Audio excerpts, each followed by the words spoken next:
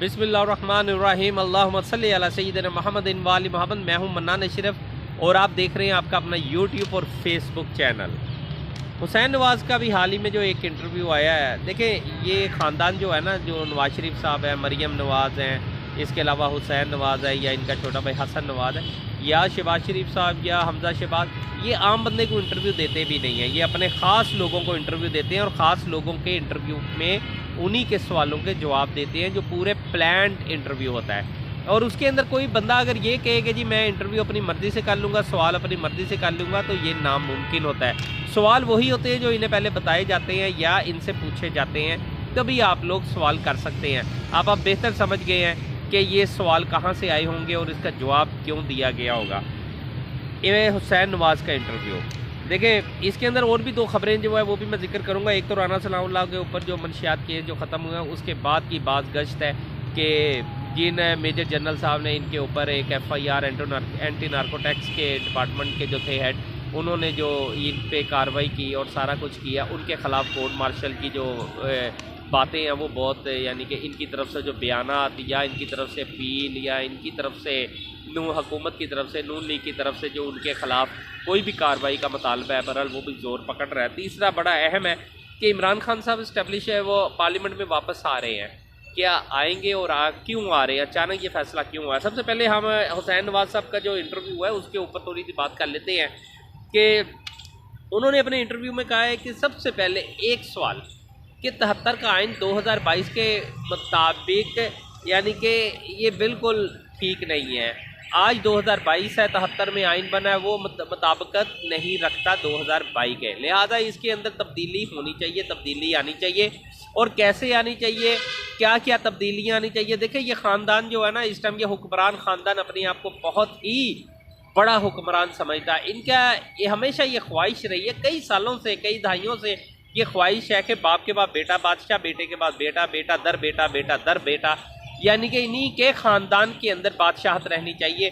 वज़ीर आज़म इनका, सदर इनका, यानी कि पूरे मुल्क के अंदर इनकी बादशाहत, और उसे को ख़त्म ना कर सके कोई, उसके ऊपर कोई नुक्ताचीनी ना कर सके, कोई किसी किस्म की बयानबाजी ना कर सके। हम लोग रियाया, वो हुक्मरान, यही स्टाइल अपनाया जाएगा, यही तरीकाकार। इसलिए आइन भी बदल दो बाबा, चीज़ें बदल दो, लेकिन ये हुक्मरान जो है ना, नवाज शरीफ साहब का हर सूरत हुक्मरानी में आना उनका एक बहुत बड़ा ख्वाब है। और सिर्फ हुक्मरानी में नहीं आना, हमेशा के लिए हुक्मरानी में आना, ये बहुत बड़ा ख्वाब है उनका। क्या वो पाया तकमील तक पहुंचेगा कि नहीं, उसके दरमियान दो चीज़ें आड़े आती हैं। एक तो 73 का आइन, दूसरा इमरान खान। इमरान खान जब तक नाहल नहीं होगा, इमरान खान बिल्कुल आउट नहीं होगा सियासत से, तब तक नवाज शरीफ साहब का ये ख्वाब तो बिल्कुल पूरा नहीं हो सकता, बल्कि हर पल चकनाचूर होता है, रोज़ाना की बुनियाद पे चकनाचूर होता है। वो जब सुबह उठते हैं, देखते हैं कि अभी तो इमरान खान है, तो फिर उनका ख्वाब चकनाचूर, सुबह चकनाचूर होता है, रात तक फिर वो उम्मीद रखते हैं, अगले दिन फिर वो सेम वही चीज़ हो जाती है। लिहाजा ये बड़ा अहम मुतालबा था कि 73 का आइन, यार मजाक तो नहीं है, हमारा पूरा मुल्क, हमारा सिस्टम, सारा कुछ 73 के आइन के ऊपर यानी कि वो दारोमदार है। हम 73 के आइन को किस तरह चेंज कर सकते हैं? हाँ, उसकी कुछ मामलात को तो आप कोई शिक तो अंदर ला सकते हैं, कोई तरमीम तो कर सकते हैं, लेकिन आप पूरा 73 का आइन ही उड़ा के रख दें और नया आइन आ जाए, तो भाई ये कौन सा हम अपने मुल्क के साथ शुगल मेले में लगे हुए हैं। अच्छा, उन्होंने एक सवाल के जवाब के अंदर एक और यानी कि चीज़ जो कही है, जिसका मतलब ये है कि जी पाकिस्तान बिल्कुल डिफ़ॉल्ट होने के करीब है। अगर पाकिस्तान डिफ़ॉल्ट हो जाता है तो उससे क्या नुकसानात होंगे, ये उन्होंने अपने इंटरव्यू के अंदर, पाकिस्तान अगर डिफ़ॉल्ट हो जाता है, अल्लाह ना करे, करोड़ दफ़ा अल्लाह ना करे, लेकिन मैं आपको बार बार कई व्लॉग के अंदर बता चुका हूँ कि पाकिस्तान डिफ़ॉल्ट हो क्यों रहा है, और बल्कि किस हद तक वो रेड लाइन कब का क्रॉस कर गया है पाकिस्तान डिफ़ॉल्ट होने की। लेकिन ये अल्लाह ताला की मदद है कि पाकिस्तान अभी भी अपने पाँवों के ऊपर खड़ा है। बहुत से दुश्मन ये ख्वाहिश रखते हैं कि पाकिस्तान डिफ़ॉल्ट हो और उसके बाद हम अपने अपने हिस्से की चीज़ें ले जाएं। देखिए अफ़गानिस्तान ने जो नया नक्शा बनाया, उसके अंदर पाकिस्तान का सिर्फ पंजाब है या सिंध बचा है, बाकी कोई इलाका नहीं है। सब के सब अफ़गानी अफ़गानिस्तान का हिस्सा बन चुके हैं। उन्होंने अपने नक्शे में बलूचिस्तान को, KPK को अपना हिस्सा बनाया है कि यही ये यहाँ तक मतलब अफ़गानिस्तान है। पूरा बॉर्डर, पहाड़ी सिलसिला, कश्मीर का बहुत से ये जो बॉर्डर लगते हैं इलाका है, ये सारे के सारे जो लोग पहाड़ी सिलसिले को जानते हैं या वो फिरते हैं या बलूचिस्तान जो लोग फिरे हैं, वो सारा इलाका उन्होंने अपने नक्शे के अंदर ले लिया है और वो नक्शा सरकारी तौर पे मुख्तलिफ चौकों के अंदर झंडे के ऊपर वो बिल्कुल वो प्रिंट करके उन्होंने लगाया है। हम आप थोड़ा सोचें तो सही कि अफ़गानिस्तान के लिए पाकिस्तान ने कितनी कुर्बानियाँ दी हैं, पाकिस्तानी अवाम ने कितनी कुर्बानियाँ दी हैं अफ़गानिस्तान की आज़ादी के लिए, अफ़गानिस्तान के लिए। हमने हमारा अफ़गानिस्तान की कोई जंग नहीं थी, लेकिन इसके बावजूद हमने 80,000 लाशें उठाई हैं, इसके अलावा 150 अरब डॉलर का नुकसान उठाया, बर्दाश्त किया।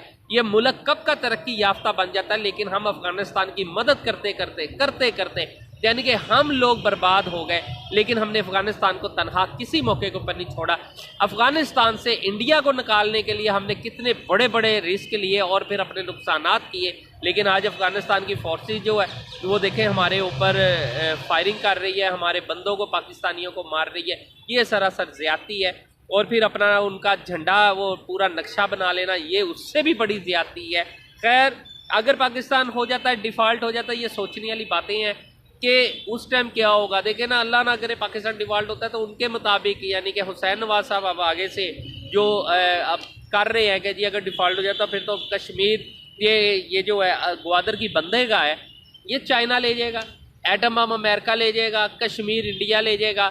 तो बाबा अगर सब ने अपना ही चीज़ें इसी तरह ही हमारी मुल्क की तकसीम होनी है तो भैया शायद किसी को ये नहीं पता कि फ़ौज कितनी ताकतवर है। हमारा पाकिस्तानी आम नौजवान, ख़ास नौजवान, बच्चे, बूढ़े, बुज़ुर्ग, ये सारे के सारे फ़ौजी हैं। पाकिस्तान की फ़ौज, पाकिस्तान की अवाम, ये सब एक ही सिलसिले की दो कड़ियाँ, यानी कि सिस्टम सब के सब एक मुश्तरका तौर के ऊपर काम करने वाले लोग हैं। इतना आसान नहीं है पाकिस्तान के ऊपर हाथ डालना और पाकिस्तानियों पे हाथ डालना, ना फ़ौज पे और ना यहाँ की अवाम के ऊपर। ये कोई बच्चों का खेल नहीं है कि लोग सोच लेंगे और वो हो जाएगा। ये कोई जादूगिरी नहीं है, अलादीन का चिराग घसाना और सारे काम हो जाने हैं। यहाँ किसी का अलादीन का चिराग नहीं होना, लिहाजा यहाँ अल्लाह रहम करे ऐसा कभी कोई तसव्वुर भी नहीं कर सकता। हाँ, ये ज़रूर है कि ग्वादर की बंदरगाह के ऊपर पैसा लग रहा है। देखिए, सबकी ख्वाहिश है कि पाकिस्तान की जो एटम बम, एटमी टेक्नोलॉजी है वो बिल्कुल बंद हो जाए किसी तरीके से। पाकिस्तान को डिफ़ॉल्ट करने के लिए 70-75 सालों से यही काम हो रहा है कि पाकिस्तान किसी तरीके से डिफ़ॉल्ट हो जाए, किसी तरीके से अपने पाँवों पे खड़ा ना हो सके, और आखिरकार खुसूसी तौर पे तब जब से पाकिस्तान एटमी टेक्नोलॉजी का हिस्सा बना है, एटम बम बनाया, तब से पाकिस्तान पूरी दुनिया के तमाम लोगों की नज़रों के अंदर है कि जी किसी तरीके से पाकिस्तान का एटम बम सिस्टम जो है उसे डैमेज कर दिया जाए। लेकिन अब ये नामुमकिन नहीं है, क़यामत तक नामुमकिन नहीं है। हमें पूरी कौम को, हमें अपनी फ़ौज पे भी भरोसा है, हमें अपने अल्लाह पे भी भरोसा है। हमें पता है कि ऊपर अल्लाह और नीचे फ़ौज जब तक है, इंशाअल्लाह ताला हमारे एटम बम की तरफ, हमारे मुल्क की तरफ कोई आंख उठा के भी नहीं देख सकता। ये बच्चों का खेल नहीं है। जिस हिसाब से ये लोग बातें करते हैं, ये इतना आसान काम नहीं है, ना ही इतना कोई ऐसा है कि जी एकदम काम किया, सोचा और हो गया। बिल्कुल ऐसा नहीं है। लेकिन नवाज शरीफ ख़ानदान को ये सोचना चाहिए कि वो कर क्या रहे हैं, और बाकी पीडीएम को भी सोचना चाहिए उन्होंने इस मुल्क को अपने पाँवों पे खड़ा ही कब करना है। बस कर दे, अब हद हो जाती है। देखिए, अल्लाह ताला ने उन्हें इक़्तिदार दे दिया, आप इक़्तिदार पे बैठे हैं। अगर आप आज पॉलिसी नहीं अवाम के लिए बनाएंगे, इस मुल्क के लिए नहीं बनाएंगे, तो फिर कब बनाएंगे? फिर वो वक्त ही कब आएगा जब हम ये पॉलिसियाँ आप लोग बनाएंगे। अल्लाह ने आपको इक़्तिदार दे दिया, आपके ऊपर तमाम तर मुकदमात अल्लाह ताला ने ख़त्म कर दिए। ये सारे मामला, बेशक आपने NRO 2 के ज़रिए सारा कुछ किया है भाई, बेशक आपने मदद ली है, जो भी किया है, लेकिन आखिरकार आप सुरखरू तो हुए हैं ना अपने उन कामों में कि सारे सबूत होने के बावजूद, सारा मामला होने के बावजूद, इसके बावजूद कि आपने न्याय भी ख़त्म कर दिया, तो लाजमी बात है कि वो किस्सा ही ख़त्म हो गया। आपने वो किस्सा ही ख़त्म कर दिया। अब नवाज शरीफ साहब भी आएंगे, वो भी रिलीफ पैकेज के ऊपर हैं, और उन्हें भी आखिरकार रिलीफ तो मिलना ही है ना, क्योंकि सारे मामला है। लेकिन इमरान खान जब तक है तब तक ये जंग चलती रहेगी। बहुत मुश्किल होगा कि ये चीज़ें जो है इतनी आसान नहीं है। अच्छा, राना सनाउल्लाह साहब का जो इनके ऊपर एक FIR हुई है, उसके ऊपर वो अब मनशियात के केस से बिल्कुल बरी हो गए हैं, लेकिन इसके ऊपर ये चीज़ें जो है बड़ी काउंट करती हैं कि आखिरकार किस तरीके से इसे करना है, कि जिन लोगों ने उनके ऊपर मुकदमा दर्ज किए हैं उनके लिए क्या शोर शराबा हो रहा है। लेकिन बहरहाल उनका यही है, राना सनाउल्लाह साहब का भी यही मुतालबा है कि जिन लोगों ने मेरे ऊपर झूठे मुकदमा दर्ज किए हैं उनके खिलाफ फ़ौरन कार्रवाई होनी चाहिए। अब ये कार्रवाई होती है कि नहीं होती, ये आने वाला वक्त बताएगा। इमरान खान साहब लास्ट चलते चलते आपको बता दूं कि इमरान खान साहब पार्लियामेंट के अंदर वापस जा रहे हैं। उन्होंने फैसला कर लिया है, पहले पंजाब असम्बली तहलील होगी, उसके बाद KPK और साथ ही पार्लियामेंट के अंदर भी वो एंट्री मार लेंगे। लेकिन लोग सोच रहे हैं कि क्या इमरान खान साहब पार्लियामेंट के अंदर वापस जा रहे हैं, तो क्यों जा रहे हैं। लेकिन इमरान खान साहब पार्लियामेंट के अंदर सिर्फ जा रहे हैं, इन्होंने इससे पहले भी पार्लियामेंट में खड़े होकर मुश्तरका तौर पर एक बयान दिया था कि हमने इस्तीफे पेश कर दिए, आप इसे मंजूर कर लें। लेकिन PDM की जो गवर्नमेंट है इस टाइम के ऊपर वो ये मुतालबा कर रही है कि जी बारी बारी सबको बुलाएंगे, पूछेंगे। बहुत से MNA ऐसे हैं जो इस्तीफ़ा देना नहीं चाहते, लिहाजा उनसे पूछेंगे तो उनके इस्तीफ़े जो है मंजूर होंगे। इसीलिए इमरान खान साहब पार्लियामेंट में जाएंगे और पार्लियामेंट में मुश्तरका तौर के ऊपर हर बंदा अपनी अपनी बारी के ऊपर ये बयान दे देगा कि जी मैंने इस्तीफ़ा दे दिया, अब मैं पार्लियामेंट का हिस्सा नहीं हूँ। तो वो बयान देते साथ ही उनका इस्तीफ़ा कबूल समझा जाएगा, मंजूर समझा जाएगा। उसके बाद कोई किसी किस्म की, क्योंकि वहाँ कैमरे चल रहे होते हैं, वहाँ रिकॉर्डिंग हो रही होती है, लिहाजा उसके बाद तमाम तर वो मामला जो मतलब छुपाए जाते हैं या ये समझा जाता है कि ये नहीं चाहते हैं, वो खेल ख़त्म हो जाता है और उसके बाद इस्तीफ़े हो जाते हैं। तो लाजमी बात है इमरान खान साहब का ये लास्ट पत्ता बड़ा ख़तरनाक है कि इसके अंदर अगर पार्लियामेंट के अंदर ये जाते हैं और इनके इस्तीफ़े यकमुश्त मंजूर हो जाते हैं, इधर से पंजाब हुकूमत जो है वो तहलील हो जाती है, KPK गवर्नमेंट जो है वो तहलील हो जाती है, तो उसके बाद पूरे मुल्क के अंदर ऑटोमेटिक इलेक्शन जो है बहुत करीब है।